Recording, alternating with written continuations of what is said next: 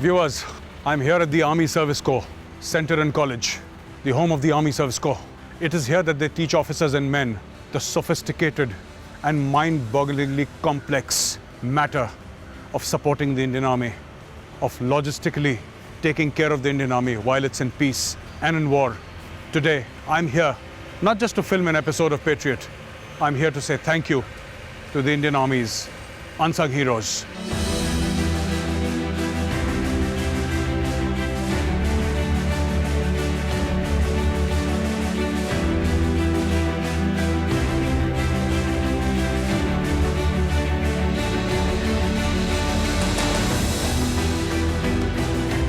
Hello, Major Smita. Welcome to Patriot. Good morning to you, sir. Thank you.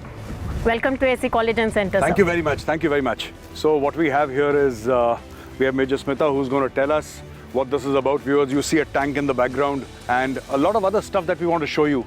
And you know, the work that ASC does is mind-boggling in its sheer sophistication and scale. They do hundreds and thousands of things, which you know they have to carry out in all situations, war or peace. And today I have here Major Smita of the Army Service Corps, and she's going to tell us what this is about. So Major Smita, this looks like a tank to me. So what is this about? So this tank is basically a dead tank. Okay. This is basically T-55. All right. And tanks are after all machines, sir. Yes. And then during the wartime, if it gets repaired or off-road, Yes. you have to evacuate it to Yes. the rear. Correct. So the AC fleet plays a pioneer role in this. Now, Correct. you can see a Tata 8x8 Kolos Tatra, Yes. which has a capacity to pull this dead tank onto the ramp. All right. So you have the 80 meters hydraulically operated winch. Yes. So the tank, I said, after all, is a machine. It has to be evacuated for repair and as well as maintenance. Yes. Now, what do you do if it stops right in the midst of a battlefield? Yes. Now, the trailer and the 8x8 Kolos Tatra come, and the 80 meters hydraulically operated winch Yes. pulls this dead tank onto the ramp. So Now, this is what we are the going weight to of show the you. tank? The weight is basically T-55's 36 tons, sir. And the Kolos Tatra has a capacity to pull a good about 50 tons of... So you're saying that around these many tons of dead weight, Yes. it's going to pull in front of us. Absolutely. This is dead weight. You're ये तो going tank to see. खत्म है ये. बिल्कुल खत्म है. है ना? And They're going to pull this. They are going to pull this. And this training arena is a place where we train and test our boys in doing so. All right. Because it's just not the machine, it's the man behind the machine. Yes. His skill and experience counts a lot. One single mistake here would the tank would topple. Absolutely. So here you will see the skill and the experience of our driver and the co-driver. So Now, Major Smita, what you're saying is that whatever technology you might have, and we keep on upgrading technology, the skill of it's the man behind the machine. man behind the machine. The skill is most important. Absolutely. So viewers, Major Smita and her team are going to show us how a tank, which is 38? 36 tons, sir. 36 tons. T-55, yes. 36 tons of dead weight is going to be pulled by Kolos Tatra, and it's going to be put up on this ramp. And this is exciting for me also. I'm seeing it after many, many years. And let's come with me, viewers. Let's see this and let's relive my old memories also. Let's go. So,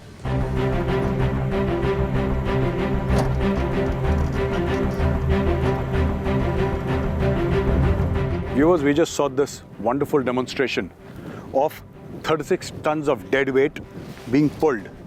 You know, Major Smita, this is old, robust, you know, very solid Russian equipment, which is very powerful. I mean, I'm just thinking the kind of power it requires to pull 36 tons dead weight.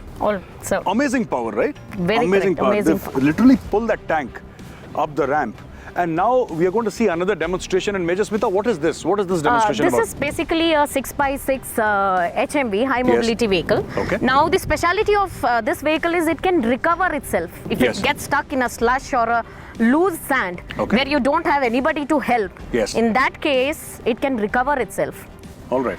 So obviously by a hydraulically operated winch again, this tree we are going to use it as an anchor. Okay. So it can pull itself good about, it has a pulling capacity of 10 tons. All right. So as explained to you, it is self-recovery vehicle. Right. All right. So this is a Tata. This is a... and this is a Tatra. This is a Tatra. And this is a Tata. Viewers, Actually, two different companies. One is Russian, one is Indian, one is Tatra, and the other one is Tata. So we've seen the Tatra, and now we're going to see the Tata. Here, what the driver does is, even the driver and the co-driver both get off the vehicle, All right. pull the winch rope, anchor it onto the tree, Yes. and then get back immediately. It's basically the speed at which they recover the vehicle is most important Yes, here. because in times of war, there is probably shelling going on, there is firing going on. Exactly. It's not a peacetime scenario. Exactly. So they can't be standing there and being sitting ducks. You can't be waiting for somebody else or some other vehicle to come and recover you.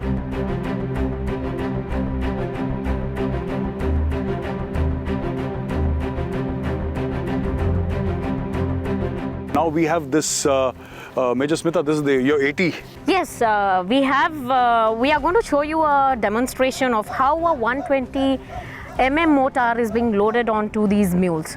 These are Yes. mule mountain artillery, otherwise Yes. called as mule MA. Mule MA. Now, each of these mule MA has the capacity of loading 145 kgs 145 kgs per mule. per mule. So let us say this base plate, This base plate is around 80 kgs. 80 kgs sir. base plate, and the barrel, The barrel is around 60 and the again bipod? 86. Yeah. 86. So you have these three Yes. base plate, barrel, and the bipod. yes. All three assemblies. Okay. Now, three assemblies are being loaded onto each of these mules. All right. And then you have those ammunitions there. Yes. So, two mules for that. And the sixth mule is for carrying your digging tools and other accessories. So the bedding down of the 120 can happen, the base plate and all that. So Exactly. you have to dig in. Exactly. Sort of make that gun position.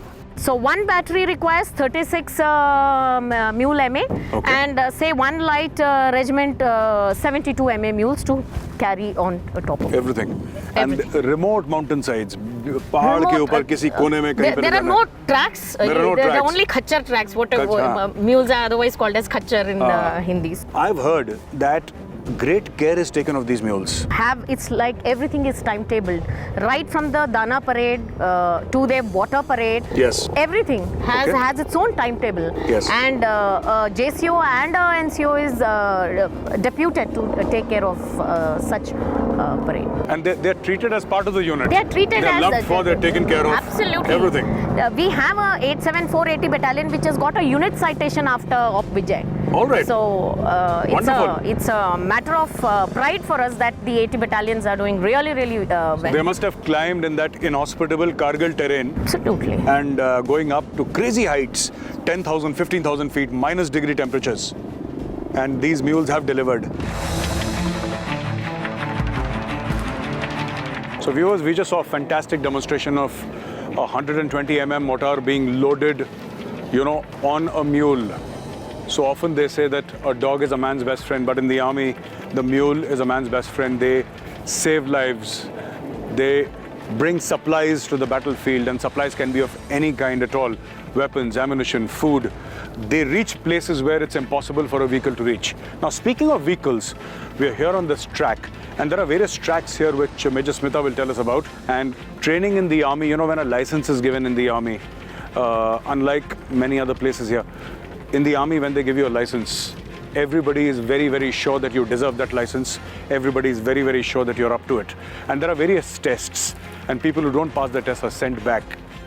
Only the best survive, and then you're given a license to drive, or the authority and the keys to the vehicle when they think that you're good enough. Major Smita, tell us, this track is a zigzag track. Now, Correct. there are parallel tracks also. Absolutely. What is this track about? Now, this track is basically about testing the driver in case his steering wheel fails. Okay. How he is going to overcome that particular functional issue. Yes. Now, when his steering wheel fails, Yes. what he does is he switches off the engine, Yes. and then he tries to maneuver the vehicle with his muscle power. This particular thing is a zigzag track. Yes. Now here the reflexes of the driver is tested. Yes. Now in a city driving condition, all of a sudden a vehicle may just appear. We've Yes. all driven in cities. Yes. So at that point of time, he has to be aware, and he has to know where exactly and when exactly to press his brake pedal. No, absolutely, viewers. Another thing that we must note here, another thing very important is that these are not your light commercial vehicles. These are not your regular sedans, cars or SUVs. These are huge military vehicles, and stopping them and driving them require a very, very different skill set.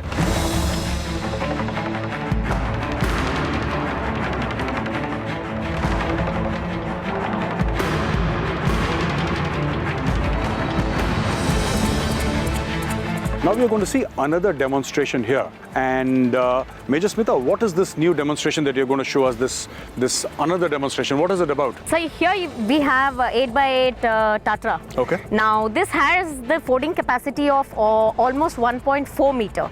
All right. Now here ditch, what you can see is good about 1.3 meters deep. Okay. Now this particular Tatra can ford this particular 1.3 meters deep ditch.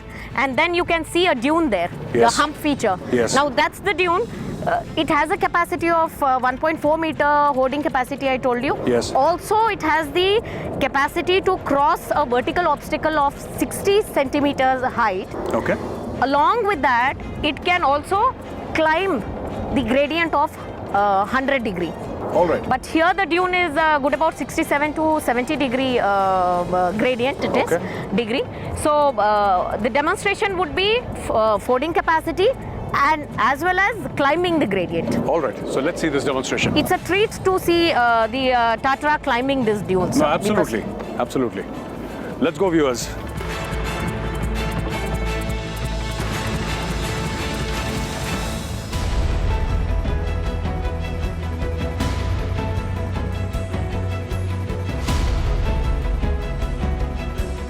Viewers, I'm here at the ASC College and Centre in the heart of Bangalore. And with me, I have a very special guest, Lieutenant General Vipin Gupta, VSM, the Commandant of this College and Centre. Sir, welcome to Patriot. Thank you. Sir, you know, I've been in the Army and we've heard so much about the Army Service Corps. And it is pretty much the backbone of the Indian Army, because they say that it is logistics finally that enables and allows a soldier to fight. Because without logistics, a soldier will not be able to fight, he'll not be able to complete his task. And that was my intent of meeting you today, to find out. But let's start from the very beginning, sir. What can you tell us about the history of the Army Service Corps? You see, the Army Service Corps, we have a very rich history and heritage of over 2.5 centuries. Let me bring it out now only that we also, the Army Service Corps, we have the privilege of wearing the lanyard on our right shoulder. And not only that, we are the only one who got this special privilege of wearing the national emblem Sure. on our insignia. Sure. This was a special honor given to us in 1950 Sure. by the presidential order. Sir. Now, as far as our history is concerned, we made a very humble beginning in 1760 as part of the Adam component of the East India Company. Sir. And later on, we became S&T Corps. Thereafter, we were given this Indian Army Service Corps title, and prefix Royal was added thereafter. Sir. And when we became independent in 1950, that is the time when the title Royal was dropped, right? And that is the time when a special order of the President gave us this two privileges that I talked about. Yes, sir.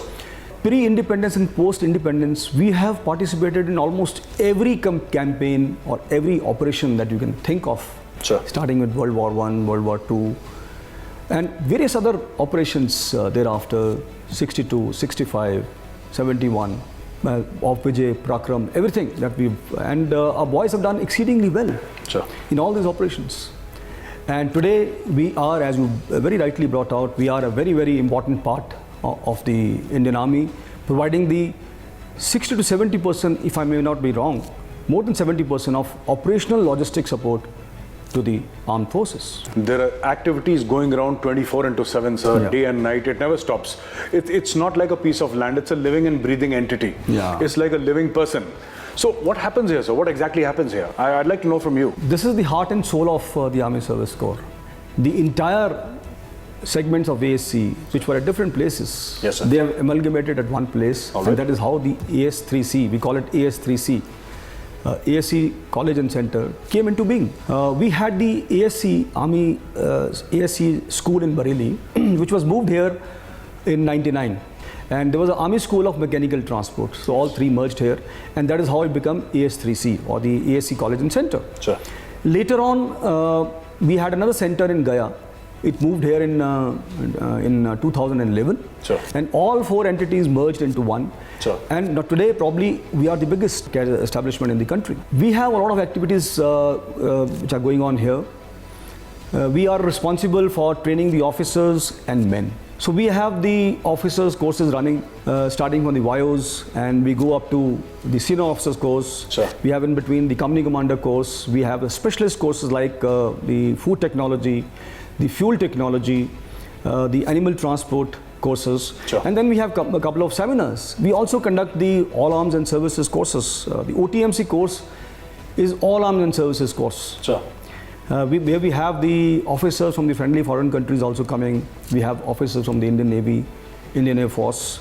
You will be surprised to know that in the AC college, we have about 49% of the student officers, all ranks, JCOs and men, coming from all arms and services and foreign armies. AC is doing very well in the field of sports. Yes, sir. We have a lot of the army nodes here. Besides that, we have our own sports team here.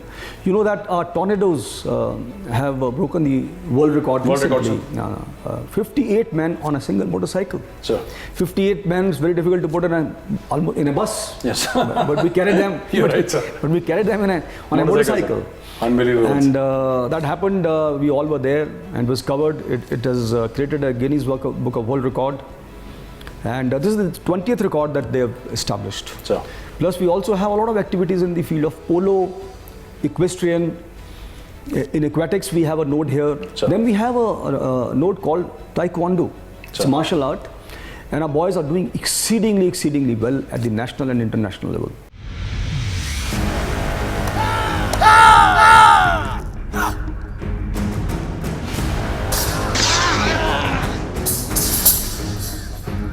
Yes!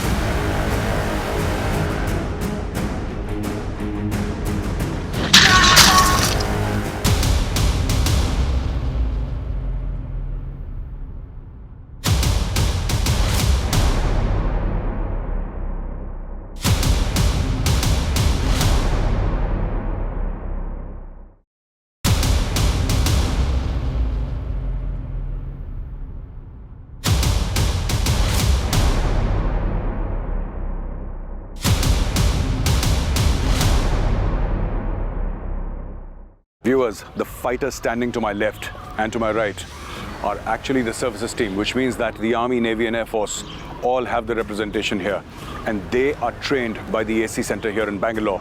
Amongst these fighters, again standing all around me, are the current men's national champions. These people, these fighters do just one thing. They train how to fight morning and evening. That is all they do. They're well guided, they're well instructed, they're well trained, and I'm going to show you what they're capable of, and it'll leave you spellbound.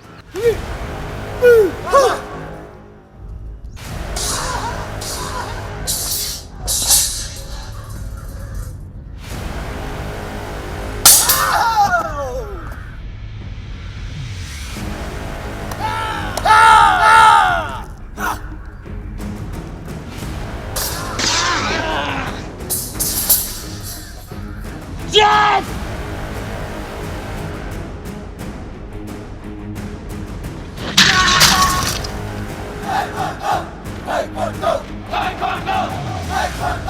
Viewers, I have with me a very special guest, Subedar Sandeep Kumar, who's the coach and instructor of the services.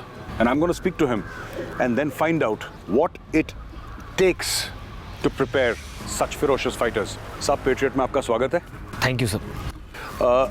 सब एक बात बताइए, ये taekwondo है क्या? हमने नाम बड़ा सुना है ना, ताइक्वांडो के फाइटर हैं, जी सर. ऐसे लड़ते हैं, जी सर. वर्ल्ड चैंपियनशिप्स होती हैं, इनकी नेशनल चैंपियनशिप होती हैं, जी पर सर. ताइक्वांडो है क्या? सर एक्चुअली ताइक्वांडो एक ट्रेडिशनल कोरियन मार्शल आर्ट था, जिसको बाद में उन्होंने डेवलप करके एक ओलंपिक स्पोर्ट्स बनाया है. ओके. आज प्रेजेंट डे में ताइक्वांडो एक ओलंपिक स्पोर्ट्स है, और इसमें ताई का मतलब है फुट टेक्निक्स, अच्छा. कौन का मतलब हैंड टेक्निक्स, और डू का मतलब है the way to do perfect. अच्छा। both things.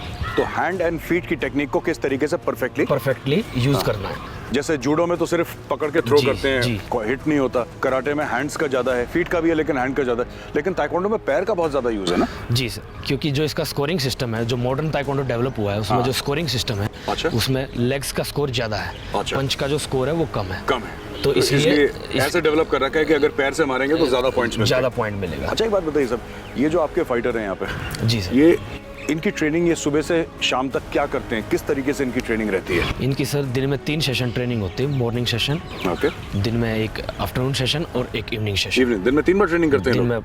में 3 बार ट्रेनिंग करते हैं सर। अच्छा, तो क्या क्या सिखाते हैं? जैसे मॉर्निंग सेशन में क्या मॉर्निंग होता है? सेशन में हम सर इनकी जो फिजिकल एबिलिटी है उसको डेवलप करते हैं। अच्छा। आफ्टरनून और इवनिंग को हम टेक्निक और टैक्टिक्स पे ध्यान देते हैं सर। तो इसमें सुना है कि आपके नेशनल चैंपियंस भी हैं? जी सर, लास्ट नेशनल में हमने सर आउट ऑफ 8 हाँ। 6 गोल्ड और 1 सिल्वर लिया है इन क्यूर्गी फाइटिंग इवेंट में। अच्छा, और पुमसे में हमने 3 गोल्ड, 1 सिल्वर और 1 ब्रॉन्ज लिया है। तो हमारी पेट्रियट की टीम की तरफ से all the best. Thank you very much. Thank you sir. Viewers, they are preparing day and night for various international championships to bring honor to the country, and this kind of dedication, training thrice a day, a special diet, doctors looking after them, there'll be physiotherapists, everything, the entire environment is there looking after these boys, and all that these fighters do is train day and night.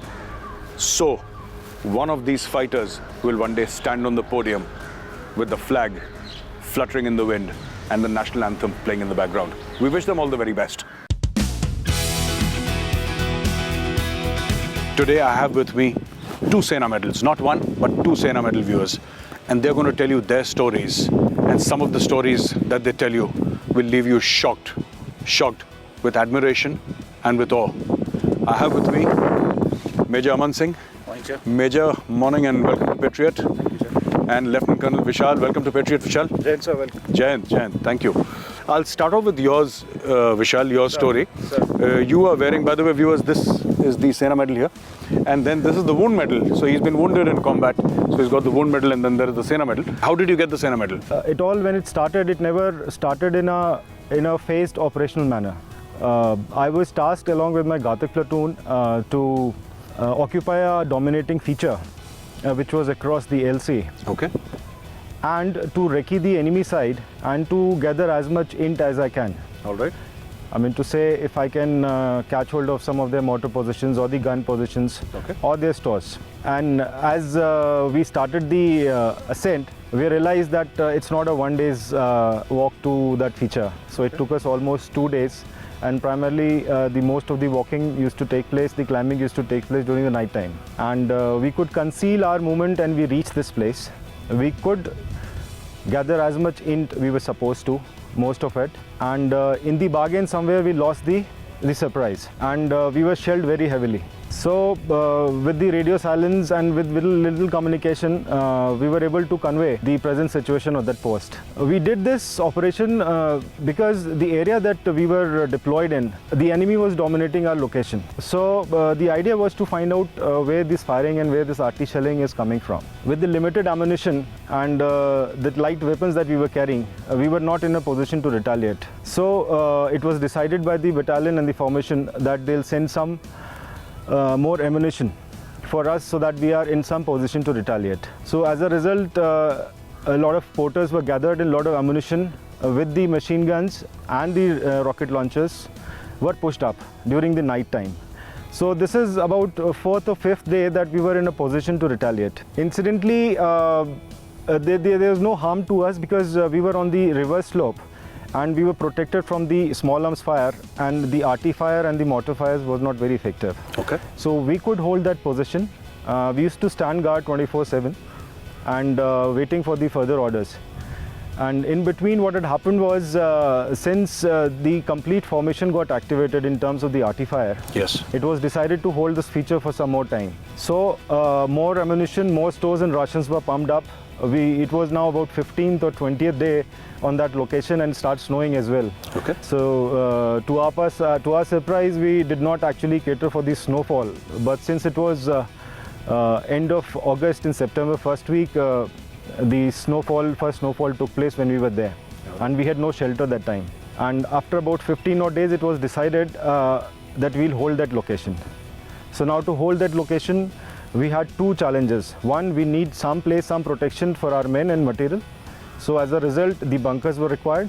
And also with the coming winter on our in next couple of days, Yes. with the snow covering all that area, we had to have a sustainable amount of rations for next 5 to 6 months. Okay. So keeping that thing in mind, the porters were utilized.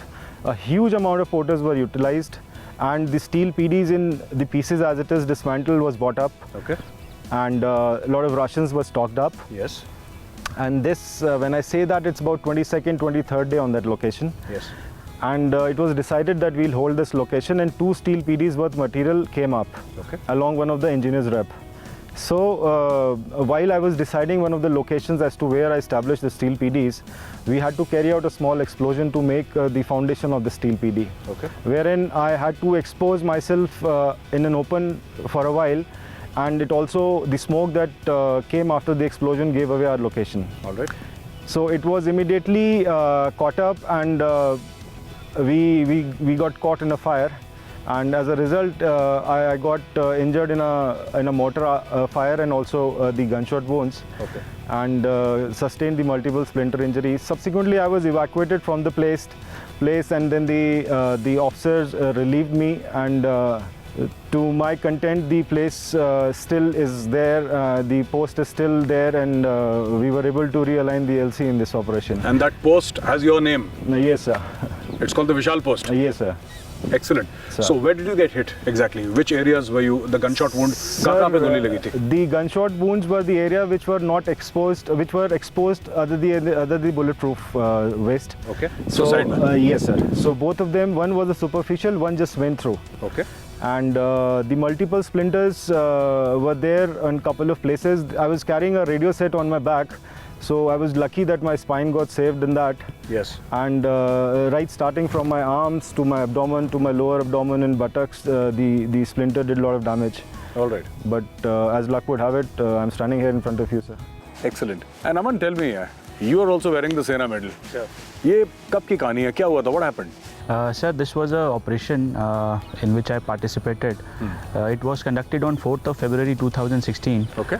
in North Kashmir, Bandipora district. All right. While I was doing my RR tenure, that's the Rashtriya Rifle tenure, with 13 Rashtriya Rifles. We had received an input specific input with respect to presence of militants in a particular mohalla of one of the villages in the company area of responsibility where I was doing the company commander. On receipt of the information with respect to the presence of the militant, we had launched a cordon and search operation instantaneously, and I, along with my QRT, we had gone and reacted, and we were there on place as soon as we could. As soon as we were reaching or nearing the suspected house, the militants started firing on us. Thereafter, we retaliated and a firefight broke out. Called in reinforcement, and we had cordoned that particular suspected house. We asked the family members in whose house the terrorists had taken shelter to kindly come out. We made an announcement on the loudspeaker. Thereafter, when the house was vacated and only terrorists was left inside, Then you entered the house. yes, sir, we carried out house intervention. Then prior to that, we had also placed an ID, Yes. in which the house was brought down partially. Yes. So which Maybe one side of the house. Also. Yes, sir. So what happened was, due to that partially falling down of one portion of the house, the militant were cornered into one portion of the house. Okay.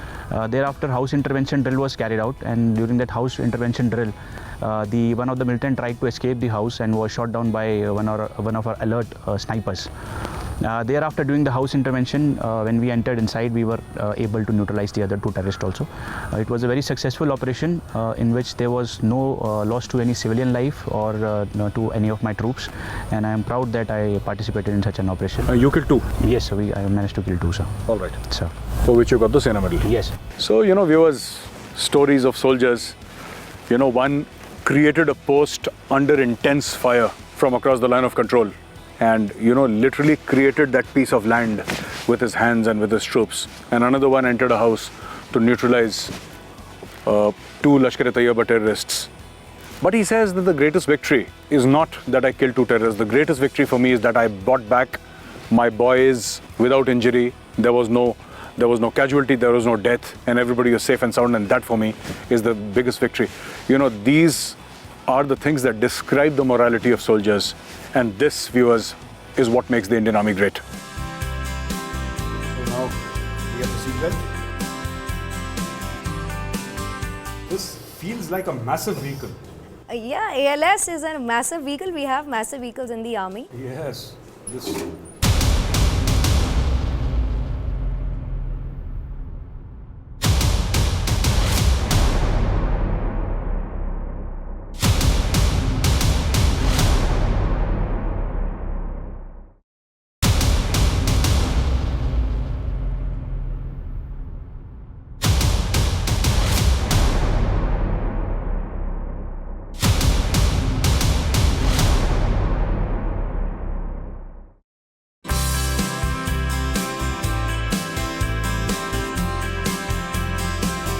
Viewers, before an army driver is actually given the keys to a vehicle, and before he actually starts physical driving, he spends weeks upon weeks on a simulator. And I'm here in the room where there are a series of simulators. Various conditions are simulated. You could be driving on a highway, you could be driving cross country, through the jungle, up and down, raining, sunshine, dark. And a lot of people, who come into the army, who train as drivers, this is their first experience of sitting behind a wheel. I have Major Shivani here, who is the instructor here, and she's going to tell us how the training happens. Major Shivani, welcome to Patriot. Thank you. Welcome to Simulator Training Lab. Thank you very much. So, tell me, Major Shivani, what is this about? You have a series of these, small cabins here, and there is a simulator everywhere, and I see people learning. What are they learning about? The basic soldier, when is recruited in the army, they're coming from very basic rural backgrounds. Many of them have not spent any time at all behind the steering wheel. Okay. So, to take out the basic, the hitch that one has while driving on the road, we put them here in the simulators, where the simulator replicates the cabin experience, various gadgets, switches, steering wheel, how to put a seat belt on, and various good driving habits are inculcated for first 4 weeks here in the training room. Okay, Major Shivani, can you please show us? Yes, I have an exact replica of the driver's cabin, steering wheel, Yes. seat belt, the brake lever, and all the accelerator pedal, brake pedal, and clutch are there. Yes. Various gauges are there, and he can turn off the light, ignition switch. So he does all the functions that he does while he is driving. Okay. And then here on the panel I have exact view that he is going to get while he is sitting on the proper vehicle, main vehicle. All right. There are rear view mirrors, side view mirrors, so that he can see what all is going around in the other environment of the whenever he is driving, so that he gets a basic experience of how he is going to see the road out of his driver's seat, how he is going to have a look at the front view. So, can I drive?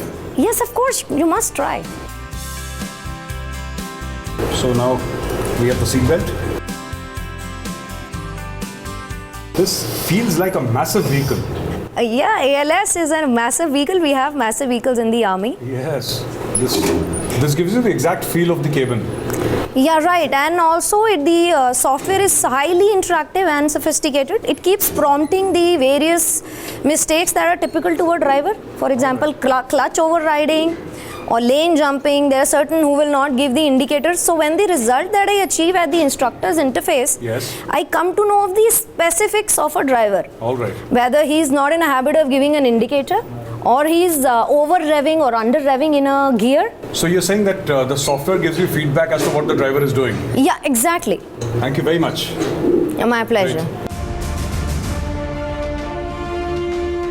मैं हवलदार Reginald, मैं army में MT driver हूँ। मैं army में 1994 अप्रैल 20 को मैं भर्ती हुआ था। 2001 में अक्टूबर 25 मैं 14 RR बटालियन में सर्विस कर रहे थे। वहाँ पे क्या है, हमेशा टेररिस्ट हमला होता रहता है। एक दिन अचानक ऐसे मैसेज आया, हमारे एक कंपनी कमांडर को आदेश दिया पूरे टीम जाना है, एक घर में मिल्टन बैठा हुआ है। वहाँ पे गया, वहाँ पे जाने के बाद कॉर्डन लगाया। सबसे पहले कॉर्डन लगाया जाता है, कॉर्डन लगाया और उसके बाद ऑपरेशन शुरू हो गया। तो वहाँ से क्या है, मिल्टन पहुँचने से हमारा जो जाने का जो मैसेज पहुँचते ही वो वहाँ से निकल गया था। हम यहाँ से वापस चला गए तो रास्ते में क्या है, अचानक हमारे ऊपर फायरिंग हो गई। जो फायरिंग शुरू होते तो मैंने क्या कर दिया, मेरे गाड़ी की रफ्तार बढ़ा। दोनों तरफ से फायरिंग शुरू हो रहा है। शीशे से मेरे सामने से गोली गुजर रहा है, तो मेरे साथ जो LMG में जो बंदे थे उनको ऊपर गोली लग गया था। तो इसके अंदर मैंने क्या कर दिया, एक टेररिस्ट को मैंने देखा तो मैं तुरंत मैं अपने हथियार निकालने का वक्त नहीं है, ताकि मेरा मेन मकसद है जो मेरा गाड़ी और मेरे जो जवान हैं इनको सही सलामत वहाँ पे पहुँचाने का। तो मैं मेरे जो मेजर साहब थे मैं बोला साहब फायर करो, सामने फायर किया उसको ऊपर, जो मिल्टन को ऊपर फायर किया, तो साथ साथ हमारे LMG वाले ने फायर किया।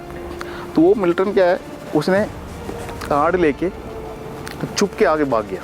400 मीटर आगे जाने के बाद उसने वहाँ पे ID ब्लास्ट की। वो ID ब्लास्ट होते ही हमारा गाड़ी फट गया, उसमें मैं और मैं जो मेजर साहब है कैजुअल्टी हो गया। जैसे पहले ब्लास्ट हुआ था तो उसमें मेरी राइट लेग और कमर, ये हाथ, ये राइट लेग हाथ, इसमें बैंगर से चोट लग गया था। तो वहाँ से मैं आगे बढ़ा, लेफ्ट हाथ से क्रॉलिंग करते हुए मैं आगे बढ़ने की, इसके दौरान दूसरा ID ब्लास्ट हो गया था। जब वो ब्लास्ट होते उसकी स्प्लेंडर मेरा यहाँ से लेके यहाँ आते, ये मेरे दांत सब निकल गया था, ये दांत ये सब फट के जीभ तक कट के अलग हो गया।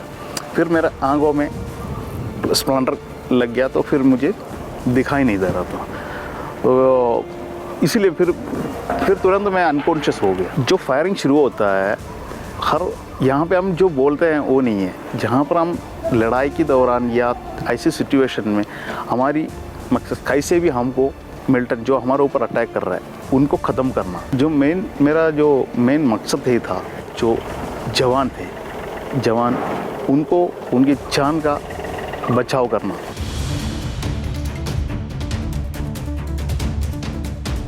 मेरा नाम हवलदार अमरेश कुमार ठाकुर है।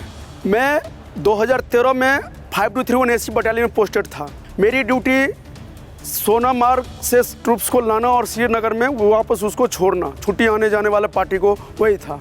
मैं सोनामार्ग से श्रीनगर आ रहा था शाम को 5 बजे।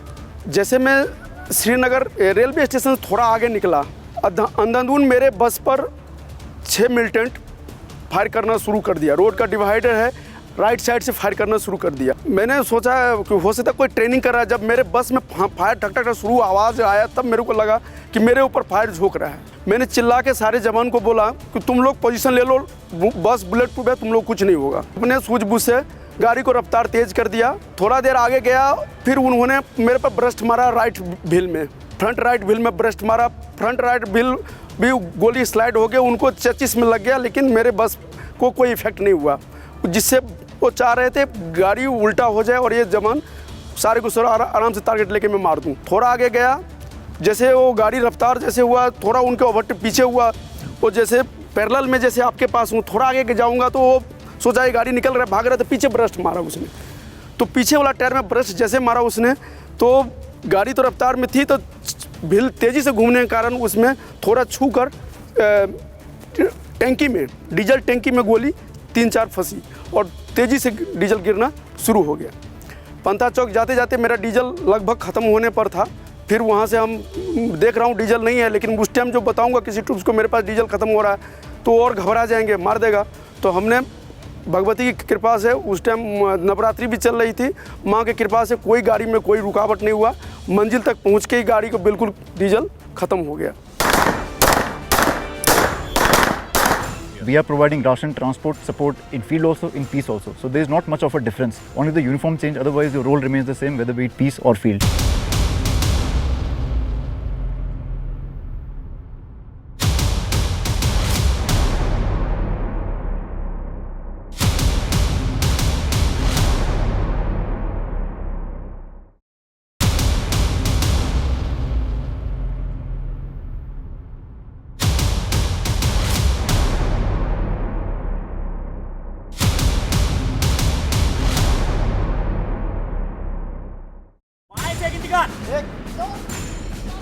Fighters, position there.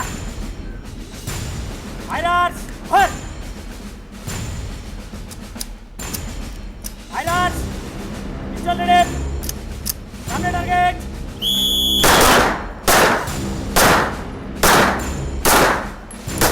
Just saw pistol firing here on the range by these 4 officers, and I want to speak to them. to bring out a certain message. Let's speak with them and let's find out what they have to say. Life in the army is not always as easy as some people may think. Many people say, what do people do when they're not on the border? What do army men do when they're not fighting in Kashmir or the northeast or the line of control or the Siachen Glacier? What do they do when they're in peace areas? How do they live? What is their personal life like?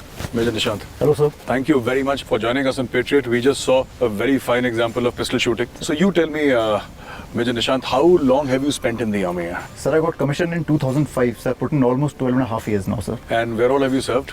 Sir, I did my attachment with 3 Rajrif in Manipur. Okay. Thereafter, I went to JNK, sir, with the AC battalion. Okay. Thereafter, I got posted to Calcutta. Okay. Then again, I went back to JNK with Animal Transport Battalion. Yes. Thereafter, I got posted to deputation to UN at Israel, sir, as part of peacekeeping force. All right. From there, I went to DSSC, sir. Okay. And from there, I'm here posted as wire wing instructor.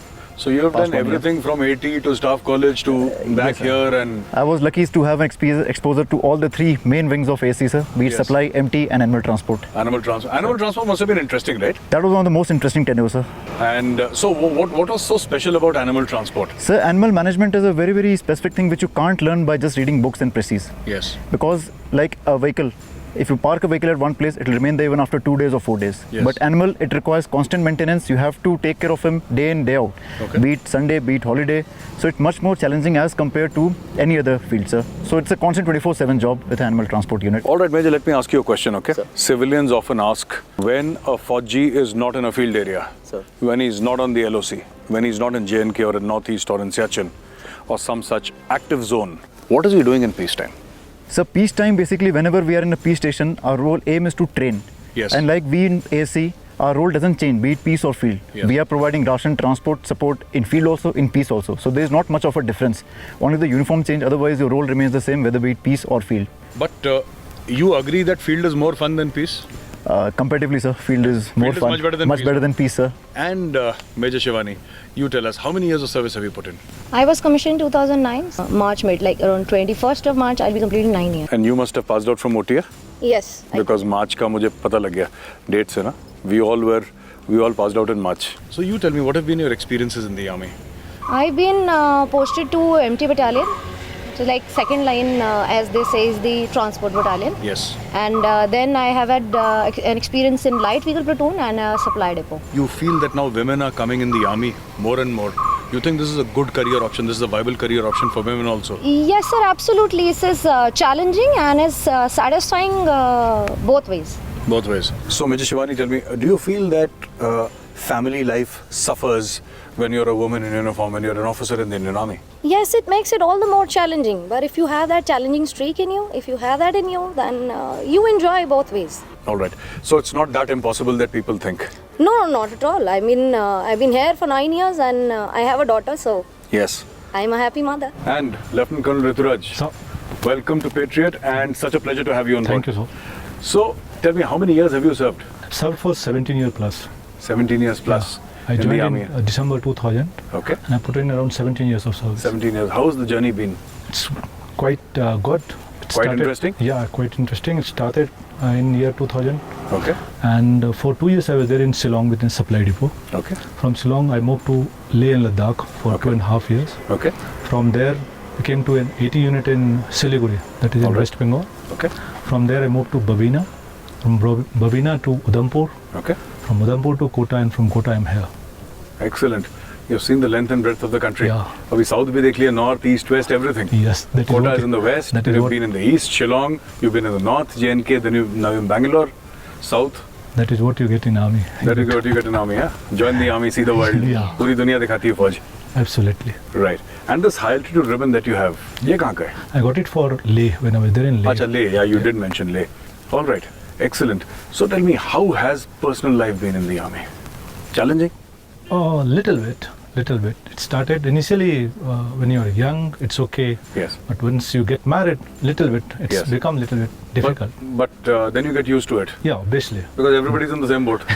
Fauj mein na? Obviously. Acha, Fauj mein nobody is having fun. Everybody's in the same boat. No. So fir saaf ho jata hai ek sath. Hai na? Yeah. Everybody this thing. And Major Lakshmi, welcome to Patriot and thank you for joining. Thanks a lot. And so you tell me, you've also served in high altitude. Yeah. I see that ribbon. Yeah. So where in high altitude did you serve? I was in Leh Ladakh. That Okay. was in fact my first assignment. All right. So I was in an assignment where we had to provide supply and transport cover in the high altitude region. Okay. And what was the height? We were stationed in various places, Okay. right from 9,000 feet to about 14,500 feet. 14,000 feet. Breathing is a big problem up there, right? It is, but, Yes, but you get used to it, yeah. How long have you been in the army? I joined the army in 2005, so I've completed Okay. about 13 and a half years of service now. 13 and a half years. Substantial amount of service, no? Yeah, absolutely. 13 and a half. And how's your journey been? It's been tough, challenging, but very good. I've Very enjoyed good. each and every bit of Tell it. me something. If you were as a 19, 20-year-old and if you had that career option once more in front of you, option to go for SSB, would you take it again? Oh, definitely. Definitely? I'm You won't want to say that I wanted to be a doctor or an engineer or no, something no, like no, that. never. That's Never? not my cup of tea. Not your cup of So, tea? my cup of Olive tea. green, Olive. combat. Absolutely. So, you've been married for how many years? So I'll be completing 6 years of marriage in this April. 6 years of marriage. 6 years, sir. And you? Same for me, 6 years. 6 years marriage. April. All right. And when is your anniversary? So it's on 18th of April. 18th of April. Sir. And what about you? 18th of April. 18th of April. Acha, this gentleman officer almost thought for 5 seconds ki kya bolu. There was a time lag. Acha, you would have guessed why I'm talking to both of them. 18th of April, 6 years. Well, let's keep the suspense going. So, Lieutenant Colonel Rituraj, for how many years have you been married? That is 7 year plus. Got married in the year 2010. 20th of October 2010. 20th of October 2010, Yeah. you got married. Yeah. 7 years. Yeah. And you, how long? I've also been married for seven plus years. 7+ years. And what is your marriage anniversary? 2010. 2010. You getting what I'm saying? All right. You know, viewers, outside on the Civi street, you have doctors getting married to doctors. You have lawyers getting married to lawyers. You have engineers getting married to engineers and MBAs getting married to MBAs. And the Indian Army is not different. And they have the challenges. And the challenge is of separation most of the time. So both the doctors can stay in one house and they can practice. Both the lawyers can practice and stay in one house. In the Indian Army, it's not so simple because defending the country, defending the nation is not an easy task. You have to make sacrifices. I have 2 couples in front of me. Husband, wife, and they are married. Both of them are officers. Both the couples are officers in the Indian Army, and they have sacrificed enough. But today, for that brief period of a few years, they're living together here in Bangalore, and we thought that we must bring them to you, their stories to you. So there are people outside who take inspiration from them and also understand that this is also a life. It's an honorable life. It's a good life, and it's a life with no regrets. Whether you're married or you're not, you can find happiness wherever you choose to find it. 80 mules and horses and how they were used in the Kargil war. In the summer of 1999, a few intruders from Pakistan crossed the line of control illegally. Indian Army got surprised for a while, and then we took our positions and there was a stalemate for a while. Yes, sir. After one of the choppers of Air Force, Mi-17, was brought down by Stinger missile by a Paki intruder, Sir. the entire logistic support came on the animal transport.